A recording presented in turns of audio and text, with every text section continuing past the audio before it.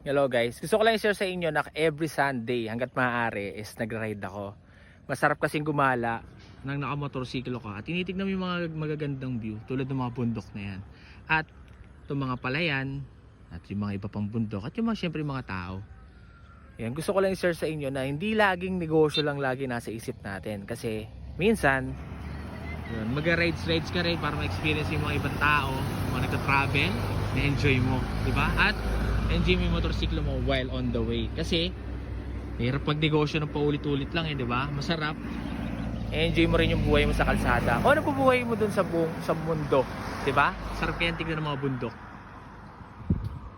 Di ba? At na-enjoy mo yung buhay mo on the motorcycle. Since mahilig ako sa motorsiklo, ang pinaka-bet ko talaga is magpapaganda ako ng motorsiklo at magagamit ko siya for my daily needs at daily goods, di ba?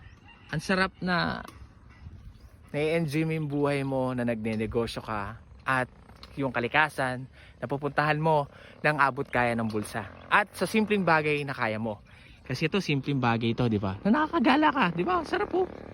Mahilig kasi akong gumala mahilig ako mag-rides. Kapag motorsiklo, mas bet ko solo trip. Kapag may mga kasama ako, mas gusto ko nakasasakyan ako. Mas gusto ko nagkikwentuhan kami while on the go. At kapag solo, syempre enjoy my motorcycles while on the go.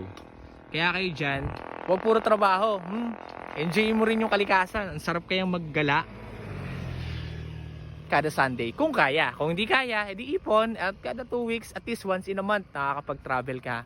O na-enjoy mo yung buhay mo habang nabubuhay ka. Mahirap maligwak, di ba? Nang wala ka nagagawa o na-achieve sa buhay mo. Masarap na-enjoy mo yung kalikasan.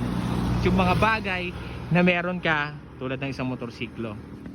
Di ba?